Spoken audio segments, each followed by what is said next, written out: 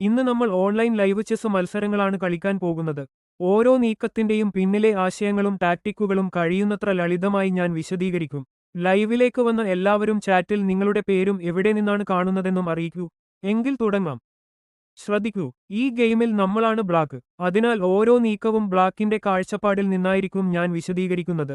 എങ്കിൽ ഗെയിം തുടങ്ങാം. നമ്മളാണ് ബ്ലാക്ക് കരുക്കൾ കളിക്കുന്നത്.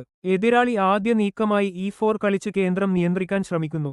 അതിനു മറുപടിയായി നമ്മൾ E5 കളിച്ച് കേന്ദ്രത്തിൽ തന്നെ വെല്ലുവിളിക്കുകയും സമനിലയിൽ നിലപാട് സ്വീകരിക്കുകയും ചെയ്യുന്നു. വൈറ്റ് D3 കളിച്ച് കേന്ദ്രത്തെ ഉറപ്പിക്കുകയും ബിഷപ്പിന് വഴി തുറക്കുകയും ചെയ്യുന്നു. അതിനു മറുപടിയായി നമ്മൾ C6 കളിച്ച് D5 ചതുരത്തെ നിയന്ത്രിക്കുകയും പിന്നീട് D5 മുന്നോട്ടു നീക്കി ശക്തമായ കേന്ദ്രം സൃഷ്ടിക്കാനുള്ള തയ്യാറെടുപ്പ് നടത്തുകയും ചെയ്യുന്നു. വൈറ്റ് H3 കളിച്ചെങ്കിലും ഉടൻ വലിയ ഭീഷണിയൊന്നും സൃഷ്ടിക്കുന്നില്ല. നമ്മൾ ബിഷപ്പിനെ F5ലേക്ക് കൊണ്ടുവന്ന് ക്വീൻ സൈഡിലെ ആക്രമണത്തിന് അടിത്തറ ഒരുക്കുകയും പീസുകളെ കൂടുതൽ സജീവമാക്കുകയും ചെയ്യുന്നു. വൈറ്റ് ബിഷപ്പിനെ D3യിലേക്ക് കൊണ്ടുവന്ന് നമ്മുടെ ബിഷപ്പിനെ വെല്ലുവിളിക്കുന്നു. അതിനു മറുപടിയായി നമ്മൾ ക്വീൻ D7ലേക്ക് മാറ്റുന്നു. ഈ നീക്കത്തിലൂടെ ബിഷപ്പിന് കൂടുതൽ പിന്തുണ നൽകുകയും ആവശ്യമെങ്കിൽ ക്വീൻ സൈഡിലേക്കോ കിങ് സൈഡിലേക്കോ ആക്രമണം മാറ്റാനുള്ള ഒരുക്കവും നടത്തുകയും ചെയ്യുന്നു. വൈറ്റ് ഒട്ടും സമയം കളയാതെ നമ്മുടെ ബിഷപ്പിനെ വെട്ടുന്നു. അതിനു മറുപടിയായി നമ്മൾ ക്വീൻ ഉപയോഗിച്ച് തിരിച്ചുവെട്ടി പീസ് എക്സ്ചേഞ്ച് പൂർത്തിയാക്കുന്നു.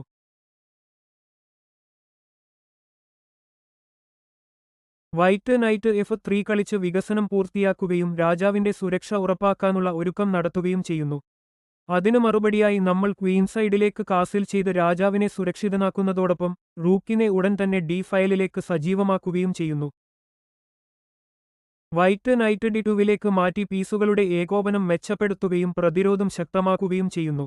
അതിനു മറുപടിയായി നമ്മൾ E5 കളിച്ച് കേന്ദ്രം തുറക്കുകയും ആക്രമണം കൂടുതൽ ശക്തമാക്കുകയും ചെയ്യുന്നു. വൈറ്റ് DX E5 കളിച്ച് കേന്ദ്രത്തിലെ പാവനെ സ്വന്തമാക്കാൻ ശ്രമിക്കുന്നു. എന്നാൽ നമ്മൾ നൈറ്റ് X E5 കളിച്ച് ആ പാവനെ ഉടൻ തിരിച്ചുപിടിക്കുന്നു.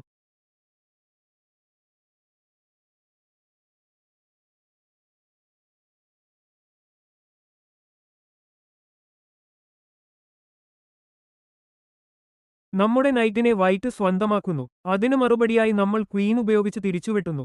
ഇതോടെ നഷ്ടപ്പെട്ട പീസ് തിരിച്ചുപിടിക്കുന്നതിനൊപ്പം ക്വീൻ കേന്ദ്രത്തിൽ സജീവമായി ആക്രമണത്തിന് തയ്യാറാകുകയും ചെയ്യുന്നു. വൈറ്റ് കിങ് സൈഡിലേക്ക് കാസിൽ ചെയ്ത് രാജാവിനെ സുരക്ഷിതനാക്കുന്നു. അതിനു മറുപടിയായി നമ്മൾ നൈറ്റിനെ D6ലേക്ക് വികസിപ്പിക്കുന്നു. ഇതോടെ ക്വീനും ബിഷപ്പും ചേർന്ന് വൈറ്റിന്റെ H2 ചതുരത്തെ ലക്ഷ്യമിട്ട് ശക്തമായ ആക്രമണത്തിന് അടിത്തറ ഒരുക്കുകയാണ്. വൈറ്റ് നൈറ്റ് F3യിലേക്ക് വികസിപ്പിച്ച് നമ്മുടെ ക്വീനിന്മേൽ സമ്മർദ്ദം സൃഷ്ടിക്കുന്നതിനൊപ്പം H2 ചതുരത്തിന്റെ പ്രതിരോധവും ശക്തമാക്കുന്നു. അതിനു മറുപടിയായി നമ്മൾ ക്വീനെ E4ലേക്ക് മാറ്റി സജീവമായ സ്ഥാനത്ത് നിലനിർത്തുകയും ആക്രമണത്തിനുള്ള സമ്മർദ്ദം തുടരുകയും ചെയ്യുന്നു. വൈറ്റ് ക്വീനെ E4ലേക്ക് മാറ്റി നമ്മുടെ ക്വീനിന്മേൽ സമ്മർദ്ദം സൃഷ്ടിക്കുന്നു. അതോടൊപ്പം കേന്ദ്രത്തിൽ സജീവമായ സ്ഥാനം നേടുകയും ആക്രമണം തുടരാൻ ശ്രമിക്കുകയും ചെയ്യുന്നു. അതിനു മറുപടിയായി നമ്മൾ ക്വീനെ G6ലേക്ക് മാറ്റുന്നു. നമ്മുടെ A7 പാവനെ സ്വന്തമാക്കുന്നു. അതോടൊപ്പം നമ്മുടെ ക്വീൻ സൈഡിലേക്ക് സമ്മർദ്ദം സൃഷ്ടിക്കാനും ആക്രമണം തുടങ്ങാനുമാണ് വൈറ്റിന്റെ ശ്രമം. അതിനു മറുപടിയായി നമ്മൾ നൈറ്റിനെ D6ലേക്ക് വികസിപ്പിക്കുന്നു. ഈ നീക്കത്തിലൂടെ പീസുകളെ കൂടുതൽ സജീവമാക്കുന്നതിനൊപ്പം ക്വീനും ബിഷപ്പും ചേർന്ന് വൈറ്റിന്റെ രാജാവിന്റെ ഭാഗത്തേക്ക് ശക്തമായ ആക്രമണത്തിന് തയ്യാറെടുക്കുകയാണ്. വൈറ്റ് ക്വീനെ E8ലേക്ക് കയറി നമ്മുടെ രാജാവിന് ചെക്ക് നൽകുന്നു. അതിനു മറുപടിയായി നമ്മൾ രാജാവിനെ D7ലേക്ക് മാറ്റി ചെക്കിൽ നിന്ന് രക്ഷപ്പെടുന്നു. വൈറ്റ് ക്വീൻ നമ്മുടെ B7 പാവനെ സ്വന്തമാക്കുന്നു. ഇതോടെ ക്വീൻ സൈഡിൽ കൂടുതൽ സമ്മർദ്ദം സൃഷ്ടിക്കാനാണ് വൈറ്റിന്റെ ശ്രമം. അതിനു മറുപടിയായി നമ്മൾ നൈറ്റിനെ E4ലേക്ക് കൊണ്ടുവരുന്നു. വൈറ്റ് ക്വീൻ E5 കളിച്ച് നമ്മുടെ പാവനെ സ്വന്തമാക്കുന്നു. തുടർന്ന് നമ്മൾ രാജാവിനെ E7ലേക്ക് മാറ്റുന്നു. ഇനി വൈറ്റ് A4 കളിച്ച് ക്വീൻ സൈഡിൽ ആക്രമണം തുടരാൻ ശ്രമിക്കുന്നു. പക്ഷേ ഇതാണ് വൈറ്റിന്റെ നിർണായകമായ പിഴവ്. നമ്മൾ ഉടൻ തന്നെ ബിഷപ്പ് H2 കളിച്ച് രാജാവിന് ചെക്ക് നൽകുന്നു. ഈ നീക്കത്തിലൂടെ D5 തുറക്കുകയും വൈറ്റിന്റെ ക്വീൻ കുടുങ്ങുന്ന സാഹചര്യം സൃഷ്ടിക്കുകയും ചെയ്യുന്നു.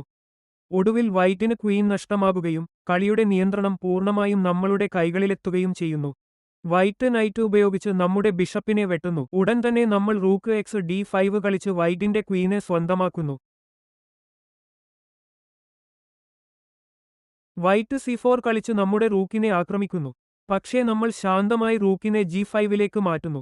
ഇനി റൂക്ക് സുരക്ഷിതനാണ്. അതേസമയം വൈറ്റിന്റെ രാജാവിന്റെ ഭാഗത്തേക്ക് ആക്രമണം തുടരാൻ മികച്ച സ്ഥാനവും ലഭിക്കുന്നു.